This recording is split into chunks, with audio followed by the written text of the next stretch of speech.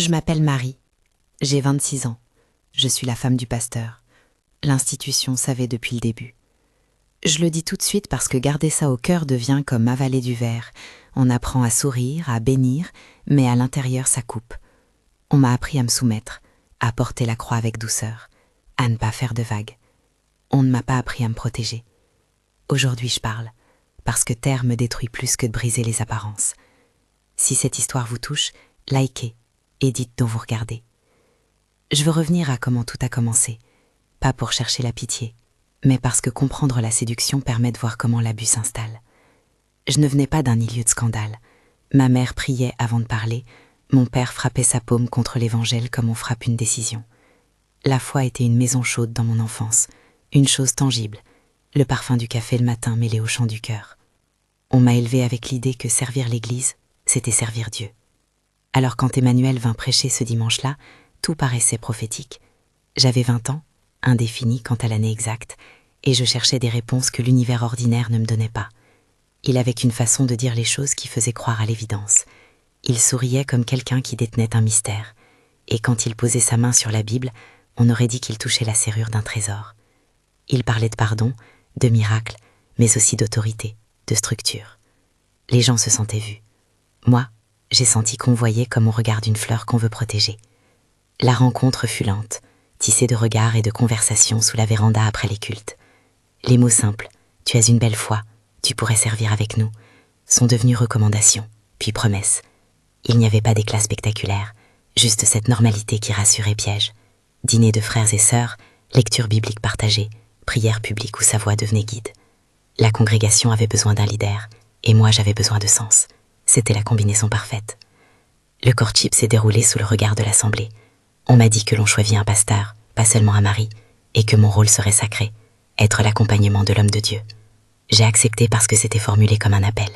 On disait « tu seras sa paix ».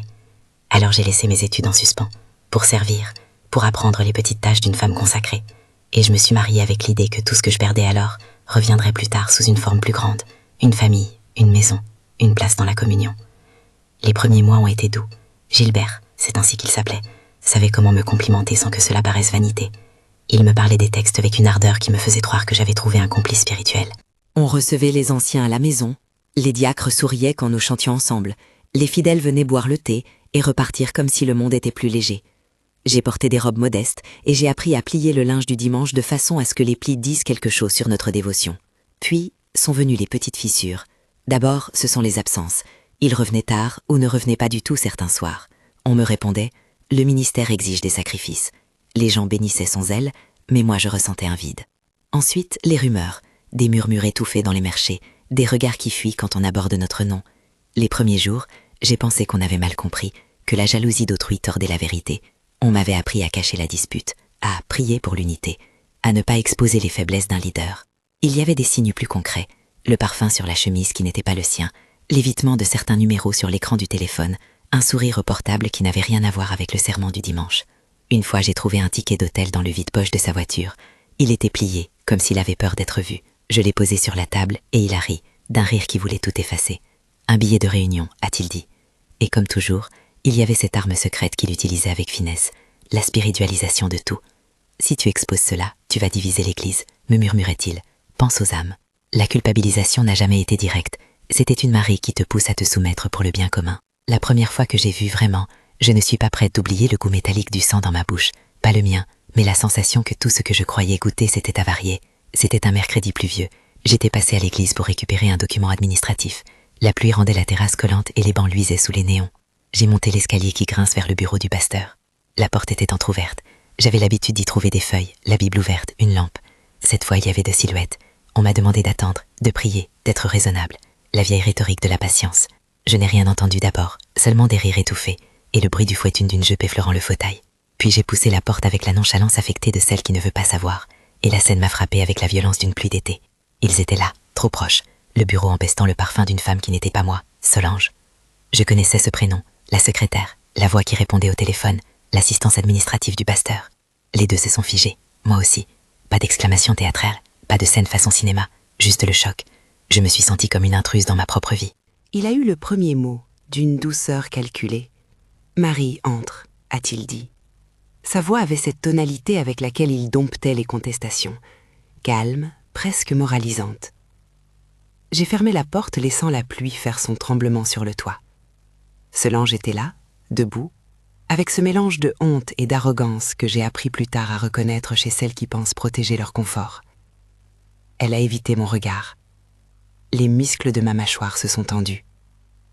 Ce que j'ai vu m'a mise au bord d'une désagrégation lente. Je n'ai pas hurlé. Il n'y a jamais d'hurlement dans ces pièces où le pouvoir se croit invincible. Il y a plutôt cette minutie effroyable. On minimise, on banalise, on convexifie la vérité pour la faire rentrer dans les cases acceptables. Gilbert m'a expliqué que c'était une erreur, que c'était une faiblesse humaine, que nous devions travailler à la réconciliation. Il m'a dit des choses dont je sais qu'elles sonnaient bien aux oreilles des gens pieux. Je suis tombée, prions ensemble, ne détruis pas l'œuvre. Tout était mis dans un langage biblique pour étouffer la blessure. En privé, ce qui est dangereux, c'est la façon qu'ils ont de rendre la victime responsable. Je me suis retrouvée à supplier, pas pour moi, mais pour que l'image ne se fissure davantage, parce qu'il y avait dans cette image la sécurité matérielle, le respect communautaire, l'avenir que j'avais imaginé. Dans cette imploration, je me suis presque perdue. Mais quelque chose ailleurs dans ma poitrine refusait de se dissoudre. Il y avait une indignation simple, brute. Cela n'était pas juste. Après la scène du bureau, les heures suivantes furent un théâtre de manipulation. On m'offrait des baisers publics pour montrer que tout allait bien. On m'envoyait des messages d'encouragement. On me disait que prier suffirait. J'ai prêché le silence à moi-même pendant des jours. Mais la rumeur, elle, continuait de pousser ses herbes. Et plus important encore, l'argent a commencé à apparaître comme un témoin muet. J'avais senti dans le pli d'une chemise un reçu. Plus tard, puis deux, puis une série de petits papiers qui n'avaient rien à voir avec nos activités paroissiales. Je me suis mise à chercher des réponses où on ne regarde pas. Ce n'était pas par curiosité malsaine, c'était par nécessité. Les enfants avaient besoin de stabilité. J'avais indéfini quant au nombre exact et aux âges, mais j'avais assez de visage aimant pour comprendre que la sécurité matérielle pesait sur mes choix, et je ne pouvais pas continuer à légitimer des ressources dont je ne savais plus la provenance. J'ai commencé à fouiller dans les coins où l'on empile les choses qu'on ne veut pas voir.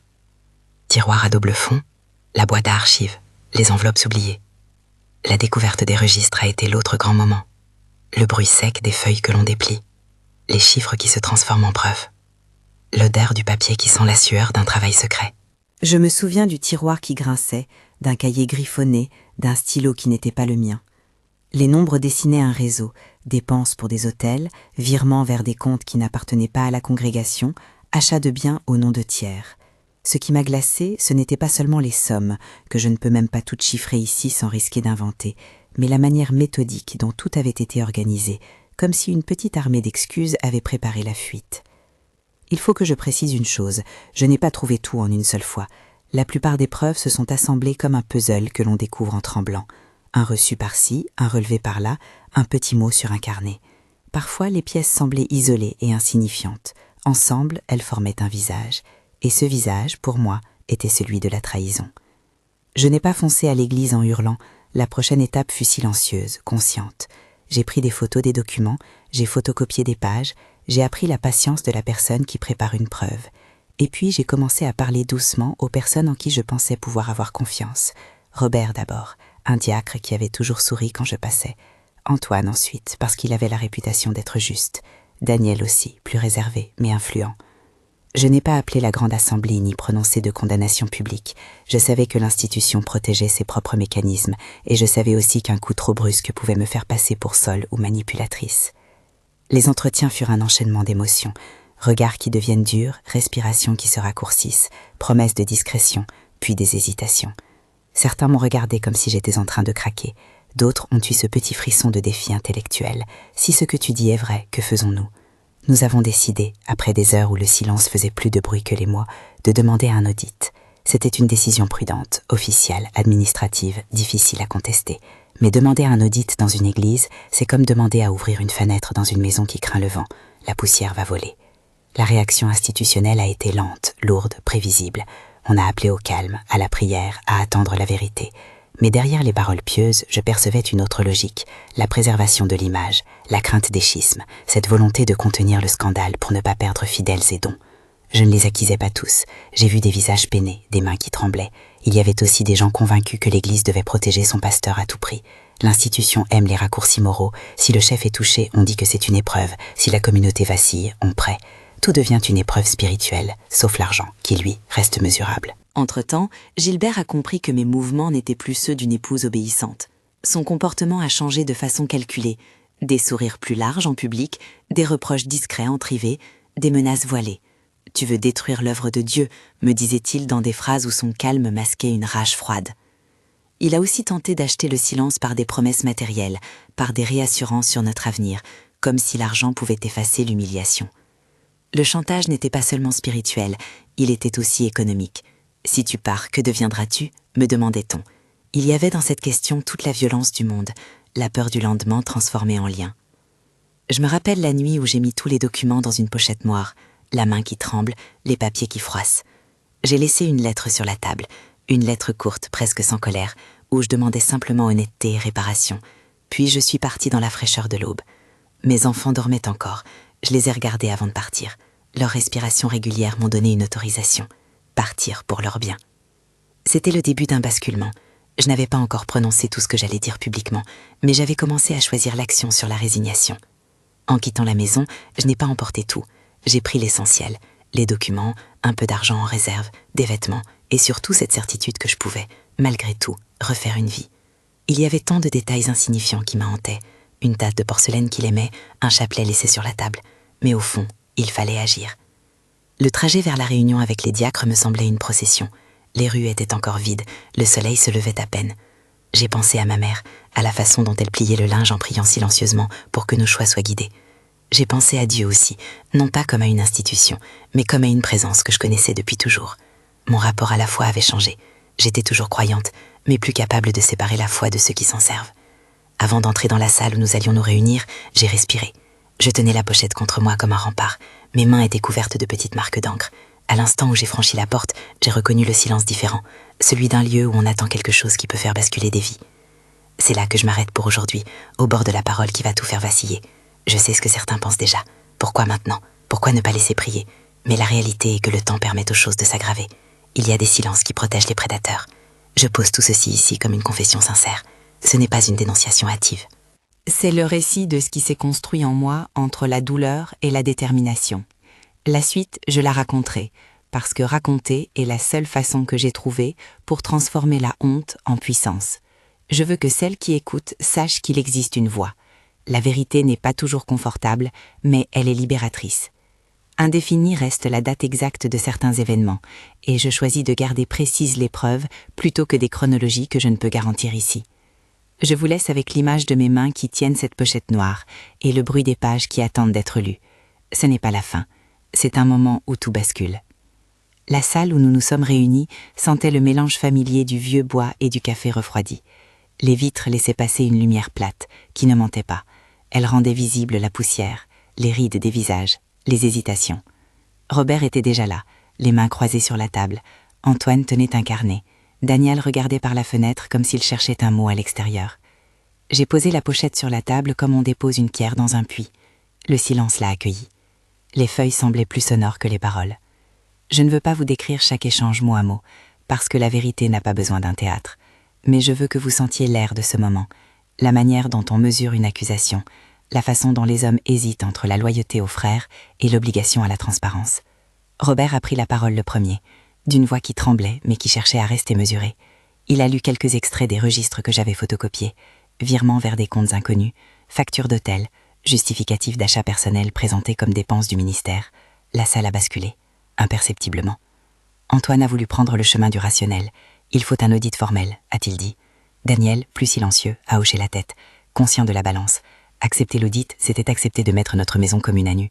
J'ai senti parfois, dans leur silence, la même peur qui m'avait tenu liée pendant des mois, la peur de la division, la crainte de perdre la confiance des fidèles. Mais il y avait aussi, et c'était essentiel, un désir de vérité. Nous avons convenu d'une démarche protocolaire. Demander officiellement l'ouverture des comptes, faire appel à un expert externe pour examiner les pièces, informer le conseil sans faire un scandale public tant que les conclusions ne seraient pas posées sur la table. Pendant ces heures, je mesurais, encore une fois, le prix de la vérité. Dire la vérité n'est jamais neutre. Elle coupe, elle blesse, elle oblige. Mais rester muette m'aurait exposée à une autre violence, celle de normaliser le mensonge. Je suis sortie de la salle avec les mains vides, mais le cœur lourd, sachant que le mouvement engagé ne reviendrait pas en arrière. Le processus fut lent et la lenteur fut une violence à part entière. L'institution a fait ce qu'elle sait faire de mieux. Elle a donné un ordre de prière, a exhorté au calme, a demandé du temps pour rendre une décision selon les procédures. Pendant des semaines, la communauté a respiré entre l'espoir et la crainte. Les fidèles venaient me parler, certains avec compassion, d'autres avec réserve. J'ai reçu des mots qui me pèsent encore. Prie pour lui, peut-être que c'est un test. Rappelle-toi qu'un leader est aussi un serviteur. Combien de fois ai-je entendu la phrase « Nous devons garder l'unité », comme si l'unité devait être préférée à la justice. Pourtant, les chiffres ne mentent pas. L'expert externe, indéfini quant à son nom précis dans ce récit, a rendu un rapport qui ne laissait pas de place à l'ambiguïté. Il y avait des transferts réguliers qui ne correspondaient à aucune activité paroissiale, des factures réglées à des hôtels, des versements sur des comptes au nom de personnes qui n'étaient pas listées parmi les employés de l'Église. J'ai lu ce rapport dans ma chambre, la gorge serrée, en essayant de ne pas imaginer tout ce que cela signifiait. Les preuves sourdes parlaient d'un système méthodique, pas d'un faux pas isolé.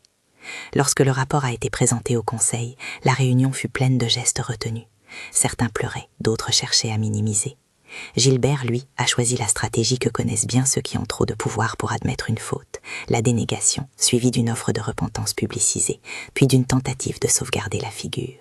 Il a paru confus, contrit, promettant réparation là où la réparation exigeait un acte de transparence et non une rhétorique. Il a parlé devant tout le monde d'un moment de faiblesse et a demandé pardon en public. Combien de fois j'ai entendu un pasteur demander pardon sans jamais rendre compte des actes. Mais cette fois, ce n'était pas seulement des mots. Le rapport exigeait des réponses concrètes, et celles-ci ne pouvaient pas se dissoudre dans une prière. L'institution fit ce qu'elle savait faire. Elle organisa une audience interne. Elle mit en place une commission disciplinaire. Certains membres souhaitaient la suspension immédiate. D'autres, prudents, voulaient une période de mise à l'épreuve. Je me rendais compte que l'on pesait davantage l'avenir de l'Église que l'idée même de justice. J'ai appris à reconnaître les étapes d'une mécanique de protection institutionnelle. On temporise, on prône la prière, on cherche à circonscrire la douleur. J'ai compris aussi qu'une institution préfère souvent la réparation symbolique à la réparation réelle. Gilbert, de son côté, a commencé à devenir plus agressif à huis clos. Les menaces n'étaient pas juridiques, pas au début, elles étaient morales, menaces sur ma réputation, insinuations selon lesquelles j'avais des mobiles inavoués, rappel constant que ma place était celle d'une épouse qui soutient, pas d'une dénonciatrice. Il m'a encore tenté une fois, avec l'arsenal ancien, cadeaux, promesses d'un avenir meilleur, murmures de réconciliation si je renonçais. Quand tout échouait, il me rappelait les punitions possibles dans le registre social, l'ostracisme, le chuchotement dans l'église, la mise à l'écart des enfants. Ces pressions sont un art de contrôle. Elles ne s'exercent pas avec fracas, elles s'insinuent comme un poison. Je veux que vous compreniez la technique. C'est la culpabilisation qui broie. Pense aux âmes, disait-il. Si tu fais cela, les gens souffriront, répétait-il. C'était la rhétorique déjà usée. À côté, il y avait les tentatives d'acheter le silence, pas seulement par des cadeaux, mais par des tentatives d'échange économique, des promesses de sécurité matérielle. Je voyais le piège. Partir signifierait exposer nos enfants à l'incertitude, rester semblait être une capitulation. Ces alternatives pèsent lourd, surtout pour une femme qui a été encouragée à renoncer à ses études et à son autonomie. Mais la charge de preuve pesait. Devant la commission, plusieurs membres ont vu l'évidence. On ne peut plus fermer les yeux. La vérité, exposée, oblige.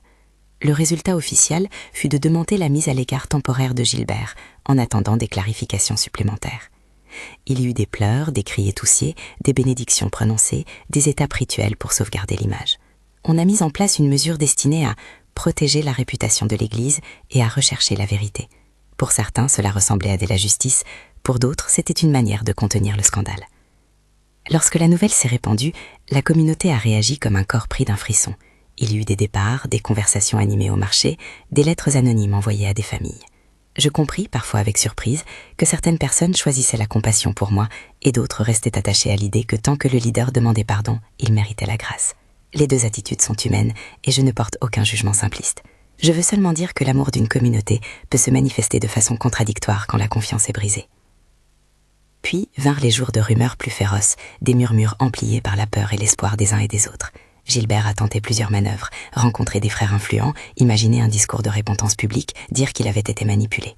À un moment, il a même essayé d'utiliser Emmanuel, figure respectée, comme médiateur. Emmanuel, pris entre son admiration pour un collègue et son sens de la justice, a choisi une posture délicate. Il a appelé au calme, à la vérité, mais a aussi insisté sur le besoin de ne pas précipiter les jugements. Sa voix n'a pas suffi à étouffer la tempête. Pendant cette période, j'ai reçu des menaces voilées, pas d'ordre violent, mais des injonctions claires. Réfléchis à ta réputation, tu vas blesser les enfants, qui va te croire? On m'a promis des choses pour me faire taire et on m'a rappelé que les yeux du monde sont cruels avec celles qui brisent les mythes. Ces pressions sont conçues pour peser davantage que la vérité. Elles jouent sur la peur et l'imagination. Mais à chaque tentative, je me raccrochais au papier que j'avais pris, à ces preuves froides et implacables. Elles me permettaient de me souvenir que je ne cherchais pas la vengeance, mais la justice. L'affaire finit par se rendre publique, non par une mise en scène grandiose, mais par des mots qui circulent et qui ne peuvent plus être arrêtés. Des gens extérieurs vinrent pour demander des comptes, certains membres influents exigèrent des mesures. La presse locale parla, des familles choisirent des camps. L'incertitude m'a accompagnée, mais je n'ai jamais imaginé que la vérité ravivrait autant de douleurs collectives. Ce fut une période de chaos maîtrisé. La vérité faisait trembler les certitudes de beaucoup. Le pasteur fut écarté officiellement. On l'a mis en disponibilité, mot doux pour dire mise à l'écart, et une période de mise au point de la gestion des comptes fut annoncée. Il y eut des audiences, des explications, des discours où l'on cherchait à contenir le mal plutôt qu'à le résoudre. Certains membres ont exigé des mesures plus dures, d'autres ont plaidé pour le pardon rapide. Je reçus tout cela comme dans un brouillard. La victoire, si victoire il y avait, me semblait toujours mêlée à une immense fatigue. Quand il n'y eut plus à tergiverser, j'ai décidé que je ne pouvais pas revenir dans cette maison, pas tant à cause de l'homme, mais pour la santé spirituelle et mentale de mes enfants. Il fallait que je construise un lieu où leur nuit ne serait pas habitée par les regrets des adultes. Je savais qu'il y aurait des regards, des murmures, des suppositions. Je savais aussi qu'il fallait couper le cordon correctement. J'ai pris la décision de partir définitivement, pas en armes, mais avec la ferme conviction que la vérité ne se rachète pas. Le départ fut un acte poli et brutal à la fois. Je me suis organisée en silence, sans dramatiser. J'ai préparé quelques sacs, des vêtements, des papiers, et surtout j'ai choisi d'emporter une chose immatérielle qui ne dépendrait de personne, ma dignité. Il y a des objets que l'on ne devrait jamais laisser à la merci d'un système corrompu. Les enfants ont reçu des explications adaptées à leur âge, indéfinies quant au nombre exact et aux âges, et nous avons quitté la maison un matin où l'air avait ce goût de métal qu'ont les débuts. On nous regardait partir, et je sentais le poids de certains regards comme des pierres, mais la légèreté de l'air me semblait plus vraie. La reconstruction n'a jamais été linéaire, je n'ai pas trouvé immédiatement une solution parfaite, mais j'ai eu une force qui venait de la nécessité et d'une foi qui n'était plus liée à des structures brisées. J'ai commencé par faire ce que je savais faire, des gestes précis, des métiers du quotidien. J'ai réalisé un petit atelier chez moi, au début c'était un coin, puis une pièce entière, où je mettais à profit des compétences que j'avais apprises autrefois, des machines à coudre prêtées par des amis, des aiguilles qui piquent, des tissus qui retrouvent une forme. Mon atelier est devenu un lieu où la douleur se mêlait au travail, où les mains qui coudraient recomposaient quelque chose qui ressemblait à la vie. Les premiers clients venaient par bouche à oreille. Une voisine avait besoin d'un ourlet, une amie voulait retoucher une robe, une mère cherchait un couvre-lit pour un cadeau. Les petites commandes se sont transformées en régularité.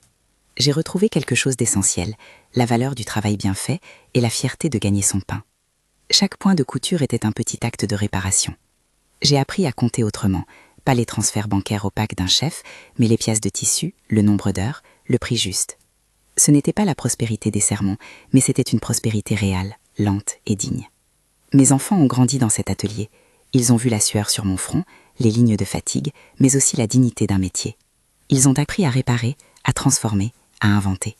Ils ont appris à poser des questions simples. « Maman, pourquoi tu ne veux plus aller à l'église où papa prêchait ?»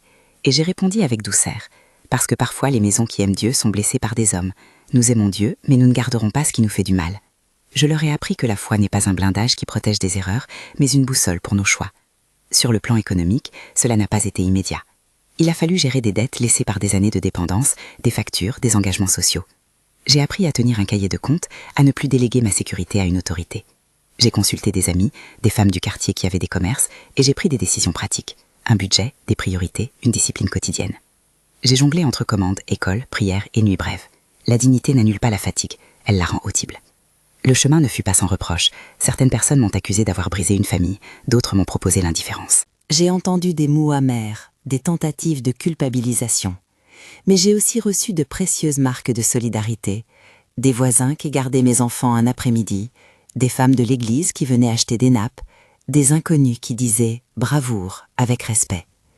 Ces gestes, petits et concrets, m'ont appris l'importance d'un réseau de soutien réel, loin des discours officiels.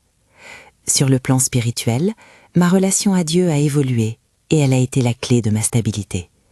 Je n'ai pas quitté ma foi parce que des hommes avaient failli. Au contraire, j'ai appris à prier avec mes propres mots, à chercher Dieu dans les gestes simples, un morceau de pain partagé, une liste de fournitures pour l'école, la main d'un enfant qui me dit « merci ». J'ai arrêté de rendre la foi dépendante d'un visage, d'un office ou d'une robe sacerdotale. J'ai trouvé l'essentiel dans une prière intime, dans la rencontre personnelle. Parfois je lisais les mêmes textes bibliques que ceux que Gilbert déformait pour se justifier, mais je cherchais leur sens originel, leur appel à la justice et à la miséricorde, non leur instrumentalisation. J'ai aussi appris à transmettre à mes enfants un autre regard sur la spiritualité. Nous parlions de Dieu comme d'une présence qui appelle à la vérité, pas comme d'un casque qui protège de l'erreur humaine. Je leur ai appris à discerner, à poser des questions, à respecter leur conscience. Lorsque des adultes disaient « on ne critique pas un leader », je leur disais « on ne peut pas laisser le mensonge prospérer au nom d'une chose qui s'appelle l'unité. Il s'agit d'enseigner subtilement le courage et le discernement, sans nourrir la méfiance stérile. » Il y eut des moments difficiles où l'amertume montait, où je me demandais si j'avais bien fait de tout faire éclore. J'ai pleuré, beaucoup, non pour oblitérer le passé, mais pour vider la douleur. Les larmes ont été des lavements qui m'ont rendu plus clair. Et petit à petit, la douleur s'est transformée en une force tranquille. Je me suis surprise à aider d'autres femmes, à écouter des histoires, à être ce que j'aurais voulu qu'on soit pour moi, un appui, une oreille, une façon de dire « tu n'es pas seule ». Je me suis également posé des questions pratiques. Comment prévenir ces situations? Comment enseigner aux enfants la responsabilité dans l'argent, la transparence et le respect des institutions? J'ai assisté à des réunions. J'ai discuté avec des leaders honnêtes qui souhaitaient bâtir des mécanismes de contrôle. Nous avons parlé de commissions indépendantes, de comptes audités régulièrement, d'une plus grande transparence envers les fidèles. Ces conversations m'ont donné de l'espoir. L'Église peut être tenue à quelques principes simples qui évitent la dérive. Ce n'est pas la foi qu'il faut changer, ce sont les pratiques de pouvoir. Avec le temps, j'ai rencontré des femmes dans des situations semblables. Des épouses de leaders, des employés de paroisse, des mères qui subissaient la pression du silence. Nous avons commencé à tisser une solidarité discrète, des échanges d'expériences, des conseils, des initiatives pour soutenir celles qui choisissent de partir. Nous avons compris que la parole collective pèse davantage que la parole isolée. Le courage partagé multiplie la force. La chute publique de Gilbert, si on peut appeler cela une chute, a laissé des traces. Certains l'ont soutenu jusqu'au bout, d'autres ont quitté l'Église, d'autres ont continué, blessés mais fidèles. Les enfants ont été marqués, bien sûr. Ils ont vécu des moqueries, des regards curieux, mais ils ont surtout gagné une mère qui travaille, qui ne cède pas à l'injustice, qui les tient serrés dans une maison tournée vers la vie et non vers la façade. Leur résilience a été la plus belle des réponses. Je veux être claire sur un point important. Dénoncer n'est pas être contre l'Église. Je reste convaincue que des communautés de foi peuvent être des lieux de guérison et d'amour, mais une institution sans garde-fou devient dangereuse. Mon message n'est pas de jeter la pierre à ceux qui prient, mais d'inciter à la responsabilité. J'ai vu des pasteurs honnêtes, des diacres justes, des responsables qui ont pris des mesures courageuses. Il faut encourager ces pratiques et exiger la transparence quand le pouvoir est en jeu. Aujourd'hui, mon atelier est devenu un petit coin d'indépendance. J'ai des clientes régulières, des commandes qui viennent parfois de loin et parfois des journées où l'on peine. Mais chaque matin en me levant, je sais que ma vie est à moi. Je prends soin des enfants, je vais entendre un prêche parfois dans d'autres lieux, je rends visite à des amis, je ris. La joie n'est pas l'oubli, elle est la guérison qui se fait pas à pas. Sur le plan relationnel, j'ai mis des limites claires. Les relations avec Gilbert sont froides, administratives, parfois ponctuées de conversations nécessaires autour des enfants, indéfinies quant à la fréquence exacte et aux modalités. Je me suis protégée juridiquement comme j'ai pu, avec conseil et précaution, mais je ne veux pas ici entrer dans des détails qui relèvent du privé. Je veux simplement dire que prendre soin de soi après une trahison passe aussi par la mise en place de frontières. Il y a des matins où je repense au passé avec une douleur latente et d'autres où je me surprends à sourire d'un rien. Un jour, un priant m'a demandé d'expliquer pourquoi je faisais cela. J'ai répondu, sans phare, pour que mes enfants sachent qu'on peut se relever. Et puis j'ai ajouté, et pour montrer que la foi vraie nous appelle à la vérité. Ces phrases ne sont pas des slogans, elles sont mon fil de vie. Je sais que beaucoup de femmes m'écoutent ou liront cette confession, et peut-être se reconnaîtront. À vous, je dirais ceci. Vous n'êtes pas seul, et vous n'êtes pas fautif de ce que les autres ont commis. Les mécanismes de manipulation sont perfides, ils se construisent dans le silence. Briser le silence coûte cher, parfois très cher, mais la vérité offre, paradoxalement, une forme d'économie de l'âme. Il n'y a plus à porter ce poids obscur. Si vous êtes dans ma situation, cherchez des alliés, documentez, protégez vos enfants et vos ressources, et si possible, demandez conseil à des personnes de confiance. La prudence et la solidarité sont des armes plus fortes que la honte. Je veux aussi dire aux hommes de foi, être leader est un fardeau et une responsabilité. Le pouvoir corrige rarement de lui-même. Il faut des règles, des contrôles, une humilité réelle. Quand la tentation se présente, il faut des mécanismes pour la contrer. À ceux qui servent sincèrement, je dis protégez les faibles, détachez-vous de l'orgueil et acceptez qu'un système sain comporte des freins. La vertu ne se proclame pas, elle s'exerce dans la transparence. En racontant tout cela, je n'aspire pas à la colère gratuite. Ma colère est une composante légitime de mon deuil, et ma paix est le fruit du travail. J'ai appris que la foi survit quand on la rapproche de la justice. J'ai appris que l'on peut prier avec force et exiger des comptes avec courage. J'ai appris enfin que la vérité libère, même si elle déchire d'abord. Ce récit, je le termine non pas comme une victoire triomphante, mais comme le constat d'un chemin parcouru. Je ne suis pas arrivée au bout de tout. Je vis encore des défis, je porte encore des cicatrices. Mais j'ai retrouvé quelque chose de fondamental, l'autorité de ma propre vie. J'ai appris à dire non au système qui exploite la foi et à dire oui à une spiritualité qui appelle à la justice. Si vous avez entendu cela et que vous êtes touché, partagez votre histoire ou partagez ce témoignage avec quelqu'un qui pourrait en avoir besoin. Abonnez-vous pour écouter d'autres récits de résistance et de reconstruction. Que ma voix serve à dire ceci, il y a une voie hors du mensonge, et la vérité n'est jamais une faiblesse.